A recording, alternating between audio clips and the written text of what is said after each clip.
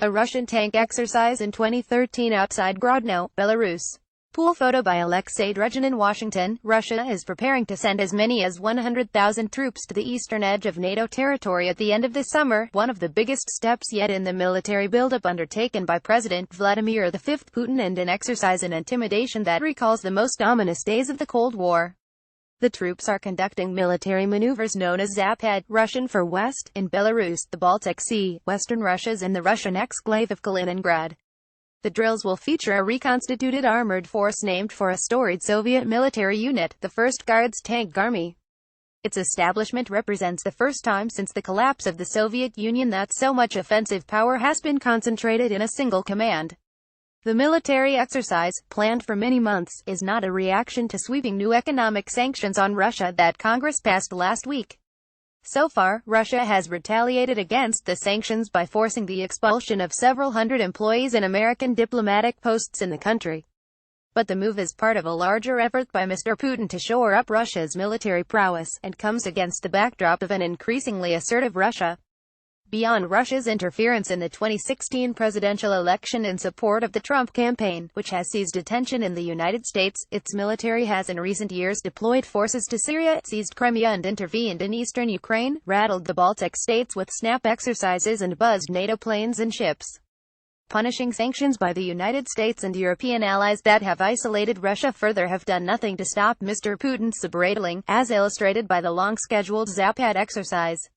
Even more worrying, top American military officers say, is that the maneuvers could be used as a pretext to increase Russia's military presence in Belarus, a Central European nation that borders 3 critical NATO allies: Poland, Lithuania and Latvia. The great concern is they're not going to leave, and that's not paranoia. Gen. Tony Thomas, the head of the United States Special Operations Command, told a national security conference in Aspen, Colorado, in July. Peter Beeswax, a retired one-star Army general who was the American defense attaché in Moscow from 2012 to 2014, said first and foremost, the messaging is, we're watching you, we're strong, we've learned a lot, don't mess with Russia. Western military officials cautioned that the United States and Russia are not on the brink of war. But they expressed concern that the heightened Russian military activity could lead to unintended confrontations. For this installment of the Zapad maneuvers, a Cold War relic revived in 1999 and held again in 2009 and 2013, Russia has requisitioned enough rail cars to carry 4,000 loads of tanks and other heavy equipment to and from Belarus. Airborne, assault and special forces units deployed after 2013. Units existing in 2013 redeployed and/or expanded. Units existing in 2013 and after. New units deployed after 2013. Units existing in 2013 redeployed and/or expanded. Units existing in 2013 and after. The Russians already have about 1,000 air defense troops and communications personnel stationed in Belarus, and logistical teams are surveying training sites there. By mid-August, advance elements of the thousands of Russian Army, airborne and air defense troops that are to participate in the exercise are expected to arrive. The rest of the force is expected to reach Belarus by early September ahead of the Zapad exercises, scheduled for September 14 to 20. The United States is taking precautions, including sending 600 American paratroopers to NATO's 3 Baltic members for the duration of the Zapad exercise and delaying the rotation of a United States-led battle group in Poland. Look, well be ready, well be prepared, said Lt. Gen. Frederick B. Hodges, the head of United States Army Forces in Europe. But we're not going to be up on the parapets waiting for something to happen. In 2014, Russia's stealthy forays into eastern Ukraine and its rapid capture of Crimea were seen as skillful exercises in hybrid warfare, a combination of cyber warfare, a powerful disinformation campaign and the use of highly trained special operation troops and local proxy forces. But there is nothing subtle about the tank-heavy unit at the heart of the coming Zapad exercise. The 1st Guards Tank Army, made up mainly of forces transferred from other units, including elite motorized and tank divisions near Moscow, has an extensive pedigree. The unit battled the Germans during World War II on the Eastern Front and eventually in Berlin before becoming part of the Soviet force that occupied Germany. In 1968, it participated in the invasion of Czechoslovakia to crush the Prague Spring. After the end of the Cold War, the unit was withdrawn to Smolensk, near the border with Belarus, before being disbanded in 1998. but it was reconstituted by Mr. Putin to give the Russian military more offensive punch and present a visible demonstration of Russian power. That name was chosen for a reason, said Philip M. Breedlove, a retired four-star Air Force general who served as NATO commander. It sends a very clear message to the Baltics and Poland.